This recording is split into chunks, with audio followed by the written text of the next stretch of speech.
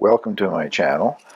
This is an indication of some of the things that I cover on a regular basis in my videos. If you haven't already subscribed, please feel free to do so, and don't forget to click the little bell so that you'll get notified of future videos. Please feel free to share my videos on your social media, and I hope you enjoy the video which follows. Hello everybody. I guess this week's update from the gardens will just be a little look around at things that are in bloom and some of the fruit that has set, and hopefully a look inside of the hoop house. I've got some weeding I want to do in there first. I've been on the road quite a bit lately and things have been a bit neglected. This is a laburnum. Many years I've had the thing, and it seems to alternate. It blooms every year, but the one year it isn't so great, another year it's loaded, and this year it seems to be its loaded year. They're just starting to open. There are some of the chains there of blossoms that aren't fully open yet. I wanted to, right off the bat, to thank the people who voted for the Campobello Community Garden in the contest that's being held by the Garden Center. We're still firmly in second place, about 100 votes behind, and it seems to stay that way because another community garden, the Hampton Community Garden, they seem to be working just as hard as we are to get votes. We've added a couple of hundred votes, and they've added a couple of hundred votes, and so the gap doesn't seem to be closing. So if you haven't voted, I'd really appreciate it if you would. I'm going to put the link once again down below the video. If you have voted, you can't vote again. It's all you do is you go to the Facebook page for our community garden, and I'll put the link there. Ours is the one that has a picture of a big sunflower on the page, and you like that page. You can only like it once. If you try liking it again, it undoes your like. So thank you very much for the, I don't know, probably close to 100 people, I think, went and voted, and I hope the rest of you will do. The closing date, I guess you'd have to say, is July 1st, because July 2nd, I understand, the prize is going to be awarded. And I did a little more research on it. These Kent Building Supply Company stores are throughout Atlantic Canada, and they seem to be running a competition, one in New Brunswick, where I am, one in Nova Scotia, and one in Newfoundland. So they're giving a $2,000 gift certificate to 3 different provinces, and 3 different community gardens will benefit from it. This is up at my roadside garden, a garden that hasn't been tended in a long time, like a lot of my perennial gardens. I kind of like them this way. They look sort of more natural. They're growing up amongst the wild trees and things here. There are 3 different things in there. I don't know if you can pick them all out or not. The tall pink one is an azalea, a wonderful fragrance. I think it's probably the one that's called Rosy Lights. I know they're all in the Northern Lights series, the azaleas that I bought years ago, and this is the survivor. In behind it, off to the right just a bit, you might be able to pick out some orange. That's another one of the Gibraltar azaleas. And sort of lower right is a rhododendron, which is also a pink color, darker pink than the Rosy Lights one. But the fragrance of the Rosy Lights, you can smell it a long ways off. It smells to me like carnations, very like a cinnamon smell. This is at the roadside, actually, and it's a Siberian Iris called Caesar's Brother. I've always loved the thing. Last year it had a few blossoms. I have never seen so many blossom buds on it as it's got this year. It's just starting to open, so it's going to be spectacular. We've got a motorbike coming.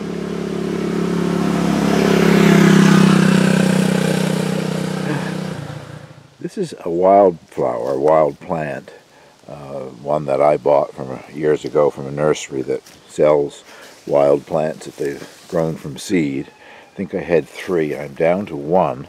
I've never seen it this large before, though. Hopefully it'll reproduce one of these years.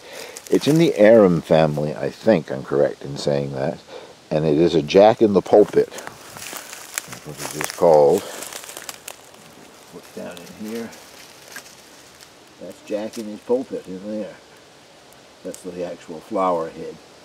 It'll have a large red berry that replaces the flower head later on. And I leave them here and they just drop in the area, but it doesn't seem to be breeding up. And we have Angel photo bombing the, the video again. She has to go sniff everything I touch just to see what I'm looking at. Not sure if you can make those out, the little green plums and with the green leaves or not, but there are several in that shot, 4 I guess at least. It looks like there's been a good set of purple plums on my plum tree here, the variety name which I do not know any longer, but I would love to have enough to make another batch of plum jam. I really enjoy that. I think one of the hens is proud of an egg that she just laid. This is the Dolgo crabapple tree, which had a lot of blossoms on it, and it appears as though it's set some fruit. Each blossom cluster has at least one, and there's one there. They're tiny at this point. If they don't all fall off, I don't think that one's going to mount. Yeah, it has just knocked it off. That one didn't work, but the one next to it has a nice little apple starting on it, so I should get, I don't know, not very many, maybe a dozen or so little apples off of it to try, but it's a very small tree.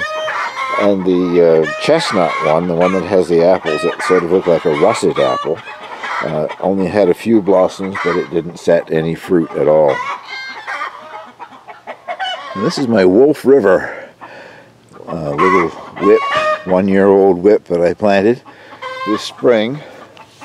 You can make out the foliage with all the greenery behind it there, but it is growing nice long new branches. So I'm quite encouraged. Managed to keep the hens away from it by putting a ring of stones around it. They haven't dug it up yet, so that will certainly have to be protected for the next few winters until it develops a better trunk. But it's off to a good start anyway. This is a Snowball Laburnum. I'm not certain. I probably had it 4 or 5 years. It seems to be a very slow grower, but it does get larger every year and has been blooming for several years. I've wanted one for a long time. There was always one at my great-grandparents' home, huge thing, and finally I located one at a garden shop and bought it several years ago. They're very hardy. It comes through the winter nicely, but it seems to be slow growing. Under the plum trees I planted Columbine 3-4 years ago, something like that. And they come up and bloom nicely, even in the shade under the tree. They also have tansy and other weeds growing up amongst them. I haven't got around to doing any weeding in here. They drop their seeds, and there are more little seedlings coming up everywhere. I'm curious to see in a year or two when the seedlings bloom if they might have cross-pollinated and produced some new color variation. And I'm very excited. It looks as though I'm going to finally get some cherries to taste. This particular one is the Juliet, which had the most blossoms, so of course it has set the most fruit. And there are 2 of them there, still very tiny. Not really sure how big they get when they're full grown in these varieties, but we'll find out later in the summer, hopefully, unless they all fall off. All 3 of the trees, the other 2 of which I cannot remember the name, but I could go back through my videos to the year that I planted them. I know I named them all then, but they're in what they call the Romance series. All 3 of them have got some cherries on, so fingers crossed, maybe enough to make a little bit of cherry jam. This is one of the clusters on the Asian pear. It has set once again a lot of fruit. A lot of that will drop yet, I'm sure. It's too many in that cluster, and if it doesn't drop, like that one, they're not really attached all that firmly. But the larger ones will develop, but I also have to be careful that they don't get too much on these little twiggy branches that they break off. But once again, I'm going to get some Asian pears to enjoy. And the peas started blooming a few days ago, so they don't take too long once they start to flower. A week to 10 days I should have some peas to try. It It hasn't been that long since I did the final earthing up on the potatoes. I must say I am very impressed. I'm not so sure if it's the variety or this organic potting mix, Pro Mix, which is supposedly has enough nutrients in it to grow herbs or vegetables for 3 months. One or the other, or a combination of the two. I don't think I've ever had potatoes grow this rapidly before. So hopefully with these lovely tops there's some lovely potatoes down there somewhere. As near as I can tell, I haven't lost any of the squash or cucumbers or sunflowers that I put out last week. But this particular bed is that round bed that has the Italian summer squash coccozzelli in it.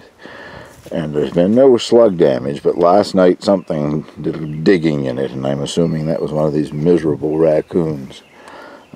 Didn't kill anything, but the plant, this plant that I'm showing you wasn't touched at all. At least I don't think it was. The one next to it lost a leaf and was almost buried. I just dug it out, and I think it'll survive if the coon doesn't come back. But they're digging to find out what I did in there. Maybe if I'd planted a potato or something in there, they would have dug it up.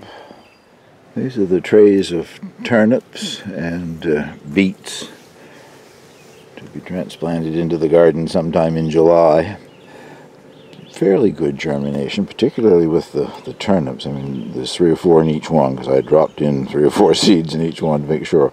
I'll have to come out with some scissors and snip them off and leave just one. I guess I see a cell or 2 there that nothing came up in.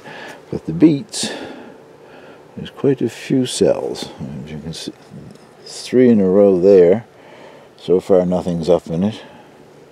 I don't think when I was seeding these in that I could have missed that many cells. But also with the, like there's only 1 in this one fortunately, but there's several. Each beet seed can produce several seedlings, so they will have to be pruned back to 1 per cell soon. That's sort of an overview from the doorway anyway. I just finished weeding and watering.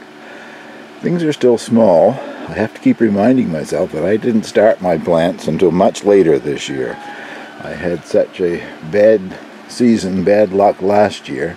We had such a cold backward spring that I lost a lot of things that I had started too early. So they are starting to grow quite nicely, but they're smaller than I keep thinking they should be this time of year. I'll take you in and give you a look at a few things. I actually weeded the onions a day or 2 ago. You can still see some small weeds down in there, but trust me, I took 90% of them out. This, whatever this is, this oxalis-like thing, is a real curse. It just springs up in here everywhere and seems to get really large overnight. Well, as you can see, I have some good-looking tops on my onions. And I'll give you a closer look down at 1 or 2 of them. They are starting to bulb up. Well, we've just had the summer solstice, and I don't suppose there's any noticeable difference yet in the length of day. But the days will start to shorten, and that is what supposedly triggers these to start growing the onion bulb at the base. They'd already started to get a bit wider, if you can see that one in the background there in particular. Some of those really smaller ones didn't, I don't know if they're ever going to develop anything or not. They stayed quite small, but there are a number of nice large ones, and I have hopes of some Spanish onions to come, I guess. It's 6 o'clock in the evening here now, and the sun won't set for 3.5 hours or more, and it is still up in the sky out here, but we've got some cloud coming in. But another hour or so, the sun will go down below the tree line out here, and it becomes quite shady and a lot cooler. So I guess it was a safe time to do some watering. The Wenzel is still my only tomato which has blossomed. It's now had 3. I've been brushing them back and forth, trying to keep them, make sure that they get pollinated. And it is starting to grow a taller part of the plant right next to it, so it is definitely an indeterminate. Most of the determinate varieties, in particular the coal variety, have got lots of blossom buds, but I'm still waiting for the first one to bloom. And I have one of the ones that are supposed to be indeterminate. Right now it's the tallest plant in here. I'll give you a look at that. The variety is Esperanto, one I've never grown before. And I have to double check to make sure, but when I did my initial research, I said it was indeterminate. Excuse me, it was determinate. And it's, like I say, right now it's the tallest, or at least it's almost matching the Wenzel for height. If they are determinate, I don't take off the side branches. And if they're indeterminate, I grow them to one stem. I'm at a bit of a loss to know what to do. It's close to 2 feet tall. But I'll check once again on the internet and see if I was right with my first checking. You can see, I think, a couple of my chili plants. The Aztec Rainbow one is the one that I'm trying to show off more than anything else. It's starting to put on some extra new growth, nice new leaves coming out on it. So I'm sure as July and August unfold here and we get some really warm weather, it will do fine. I have 4 or 5 chilies planted in a row there of the various varieties that I grew. And you should probably be able to see one of my dill plants there as well. I was concerned that I had buried all the dill so deep that nothing was going to come up, but there's still quite a bit of it coming up here, there, and everywhere, and I'm trying to leave a certain amount of it. This is the species Foxglove Digitalis Lantana. It's the one that the heart medication digoxin is made from. I had never seen it in bloom before. These arrived last year. I bought them from Richter's Herbs, and they arrived by mail last year. And I don't know if it's a true perennial or if it's a biennial, but it's going to bloom, and there's nothing too spectacular about the blossom, but I'll let it go and continue flowering anyway. Next to the Digitalis is Bloody Dock, pretty sort of red-veined plant, and it too is reaching for the sky and going to try to bloom and produce seeds. I suspect the blossom on it isn't very attractive. It looks like they're going to be tiny little things, but I'll let it at least start to bloom. But I have no intention of letting that throw a million seeds around in here and that becoming the next curse. So I'll just leave it for a few weeks yet and see what it looks like anyway. This is Angelica, and it has grown well over 5 feet tall. I haven't gone and stood beside it to see if it's as tall as I am or not, but it's quite tall. And as you can see, it's got large umbrils that will eventually be the blossoms, and it will produce thousands of seeds as well that I don't intend to let it have, not in here in the hoop house. I did some research online just recently. I had in my mind that once you let Angelica bloom, that the plant dies. But I am not able to find that, so I must have that confused with some other herb that I grew in the past. The plant would grow for several years, and once it bloomed, that was it. This tastes like celery, and all of the branches and whatever are hollow. And around here anyway, in supermarkets, you find packages of them cut as straws, just 5 or 6 inches long. And the idea is you drink your Bloody Mary out of it and you get celery flavor by drinking through it. But it can be used in soups and whatever. It has some medicinal uses too. I probably won't use it for anything other than I was interested to see how it would grow. Down in amongst the apple mint that I've had for years, and the Moroccan mint that I started last year, and it has spread wonderfully in here. I'm really going to be looking forward to making Moroccan tea later on in the summer. That is my garlic chives, which survived the winter, and I haven't clipped or used any of it. I'm just trying to encourage it to become a larger plant this year, and maybe I'll start using it next year. Should it make it through another winter, that is. Hopefully you can make out which thing I'm trying to point out here in the midst of all that greenery. It's sort of centered. It looks like a thing that's about to bloom, and it is. Flatleaf Parsley, which overwintered and is doing exactly what I thought it would do. These things are biennial and they don't normally overwinter here, but this one did in the hoop house.